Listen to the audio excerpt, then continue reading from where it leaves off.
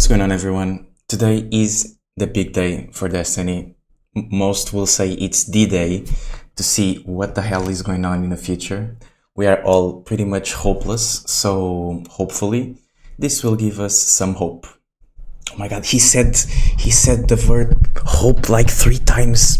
Is it confirmed? Okay, I'm sorry. I have taken a peek just to organize, so we have 5 different blog posts.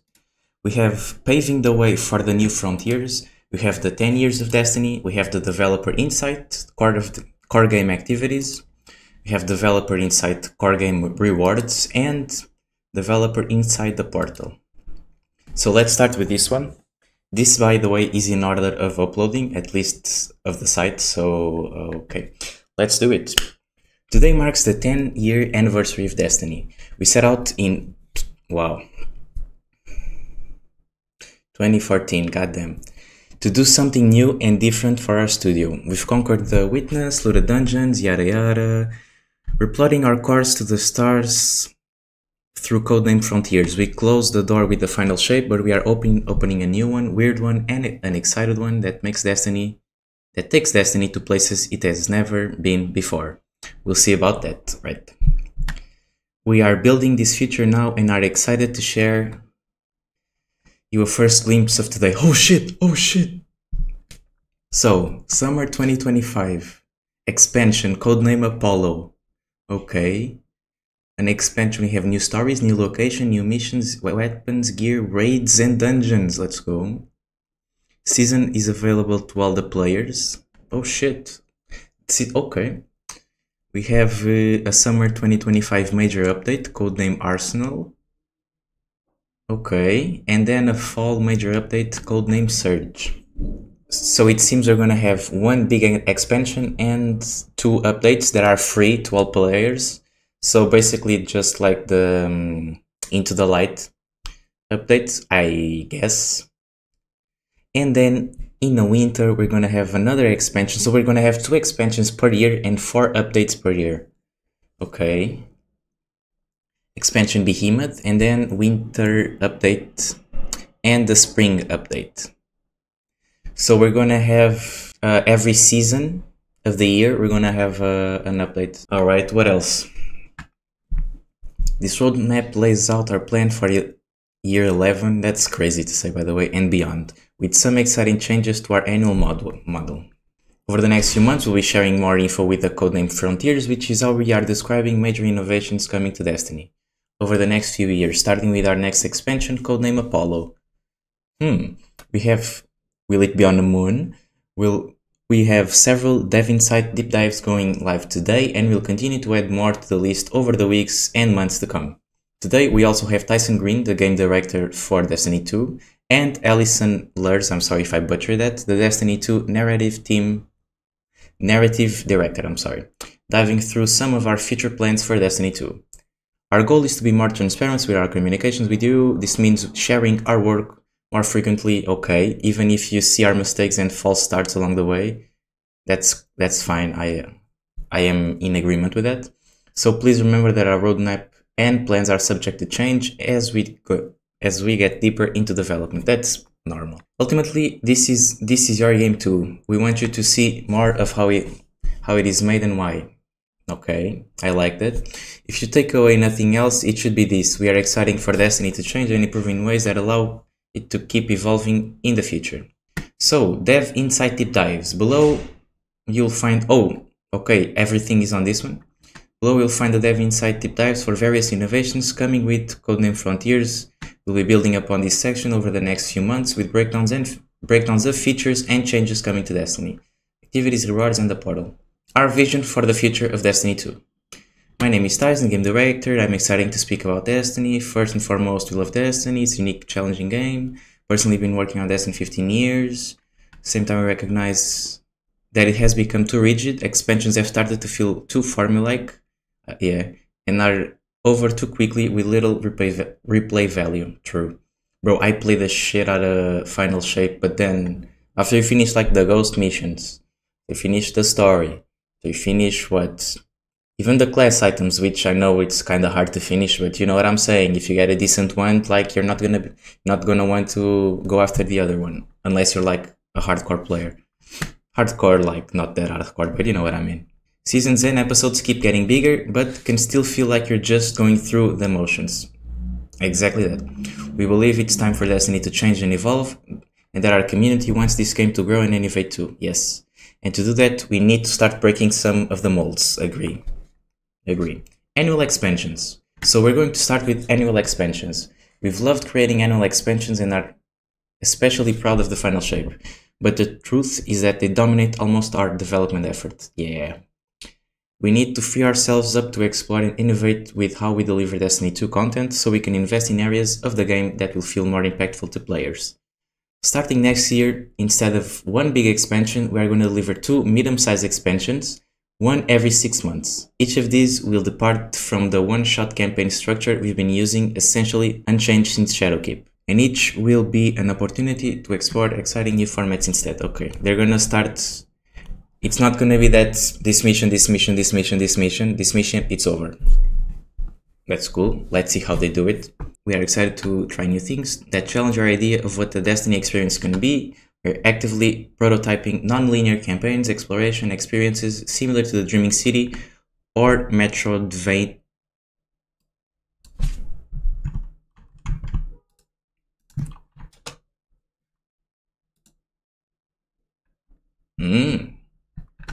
Okay. Departing from one-shot campaigns doesn't mean we are turning away from great storytelling. Going forward, we want to return to the mystery and wonder that was woven into fabric of... Yes! This! When the story felt ripe with possibilities and an epic sense of exploration and discovery. This is the biggest truth I've ever read in a Bungie site. This is so true, bro. I remember I don't think it was the beta, or actually when the game was released, and I didn't know a lot about the game, and I was exploring just a patrol, and I was like, whoa, what is this? What can this be? Why are there 2 yellow knights over there and you can't go anywhere, but there are 2 yellow knights over there, which means there's gonna be something there. That is missing a lot in Destiny, a lot. And even more unusual formats like roguelites or survival shooters. Each expansion will present a new opportunity to try something different. Okay, it seems like they're going like crazy. Seasons. With a change of 2 expansions per year, our seasonal model will be changing as well. Instead of 3 episodes, we will be building 4 major updates per year, one every 3 months. Each expansion will launch alongside the major update and the start of the season. And then a second major update will follow 3 months later to refresh the core game with new reprised content, including strikes, exotic missions, entirely new modes like Onslaught, new weekly events, new features. Ooh, bro, imagine if they bring back live events, that would be cool. Combat meta and balance updates. The big seasonal resets will still happen, but not now, twice a year, alongside the expansions. Each update will be a substantial refresh of the core game, bringing new activities and reward content. We're also excited to announce that, like Destiny 2 Into the Light, these updates and their content will be free! Let's go! That's a big clap. That's a big round of applause for Bungie. At least they're not charging. We want Destiny to be easier for everyone to play or recommend, so we want to remove that major barrier to the experience. Which means we need to talk about the core game itself. Oh shit. Approachability. First, Destiny is too complex. With literally hundreds of activities, you practically need a PhD to decide what to play and how to get rewards you're looking for. Man, I play Destiny for a long time, so of course it doesn't feel like that, but I can see that for new players. I can see that. We're going to start to fix this by modernizing our activity UI, the director. Oh, they're gonna update the director, no way. To make it easier for everyone to find and launch into great activities.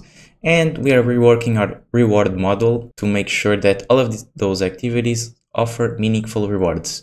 We're gonna have to wait and see about that. Our deep dives on activities and rewards go into more detail on these changes in particular. Okay. Gear and challenge should matter. Kinda based, a lot of base takes on this blog post. Okay, even great activities stop mattering if the challenge dries up and the rewards aren't worth it. Oh my god, really? Is that true? So we are investing in a greatly improved challenge customization system to let players of any skill range find the right challenge level for them, with rewards that improve based on the challenge. Wait, what?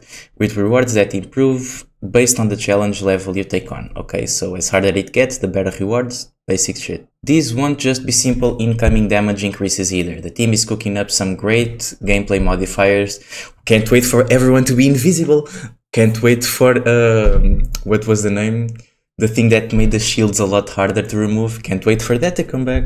We will have a deep dive coming soon to show off some of these new threats. Okay, I'm actually very intrigued and excited to see what they're cooking about that, because that's a big point. As for the rewards, there will be higher tiers of the legendary gear, think adept weapons and artifice armor that will be available from these higher challenges ranges in a much wider variety of activities across PvP and PvP. They're not killing PvP! Oh shit! These two changes will help the core game experience be easier to drop into and much deeper in terms of variety and pursuit of personal mastery. And they are a starting point for ongoing changes aimed to continue to improve Destiny in these regards. The next multi-year saga. What the fuck is this? Stop, don't do that. They are known for the images, the concept art being cool as fuck. What the hell is this?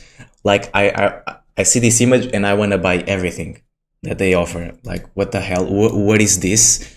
What is this? You'll see teasers of it in the later two episodes. Later.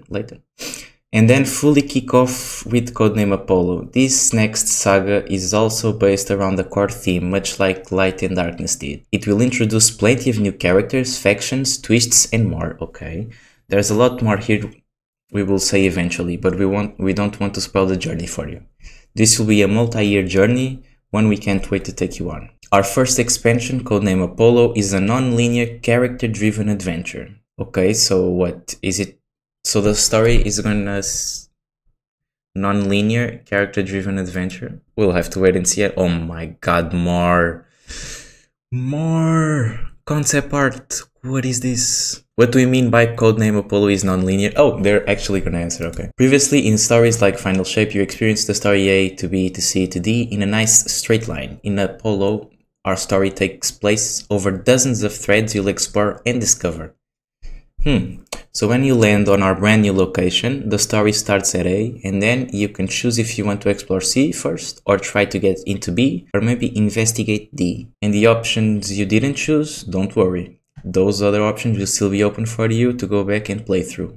You'll need to, okay? Because the more you play and discover, the more the story progresses, so experiencing a certain number of threads opens up the next part of the story. The order in which you'll explore will be something you choose, but we have built Codename Apollo in a way the story always makes sense and flows from the beginning to middle to the end. Okay, so if you start at D and you go to C and you go to A and then you go to B, there's gonna be like something that's gonna make sense for you to do it that way. The same way if you go A, B, C, D, there's always gonna be, it's gonna make sense basically. Whatever you wanna do first and last, it's gonna make sense at the end. Cool.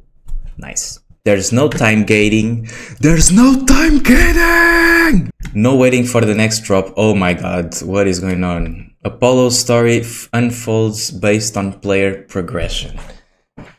Yes! Watch them screw it up. Destiny is at its best when it's mysterious, weird, and not afraid to try new things. The narrative structure of the releases that follow will be quite different.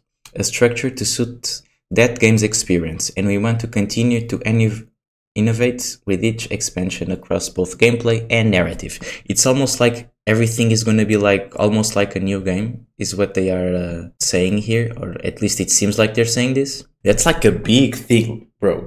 You gotta understand, because we are at here, and what I'm reading, like, of course, it's a lot of things that are not even done, but like. But let's wait. Into the unknown. This all sounds like a big change, and it is.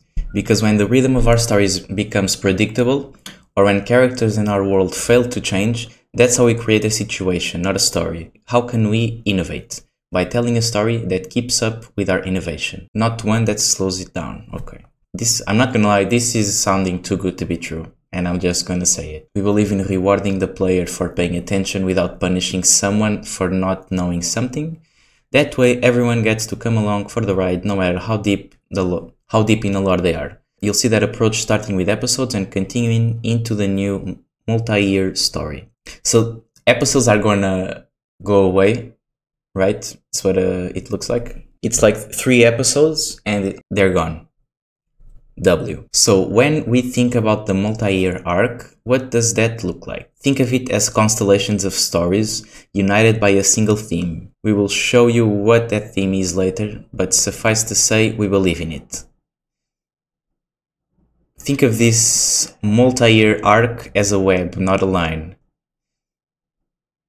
Each release fits into the larger saga. Story is easy to spoil, so I won't ruin the details for what the theme in Codename Apollo is or what it's about, but I will give you something to look forward to, okay? Apollo ends with a narrative gasoline that will propel us into the next few years with a clear theme, goal and destination that won't come at you as a straight line, but will be well worth the trip. It will reward you, it will surprise you, and it will take us place Destiny has never seen before. We are leaving the solar system. We are leaving the solar system. The story is gonna have something to do with the 9, and the Apollo is gonna end with the winnower leaving like some message or something like that, or actually, I don't know, something about the winnower is gonna end, and then we go. Predictions, right here. You heard it first. So, see you when the time is right.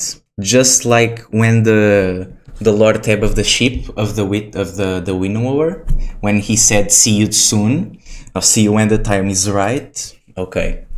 And with that, we come to a close. Thank you again for joining us. On the first 10-year journey in Destiny, we've been through so much, battling the darkness and stopping the witness. Now it's time to look to the stars again. It's time to imagine, to dream big and explore what our futures can be within this universe. We have our heading and hope to see you join us along the way. Destiny 2 Dev Team. For all the mentions of free content, some content on PlayStation requires an active PlayStation Plus subscription.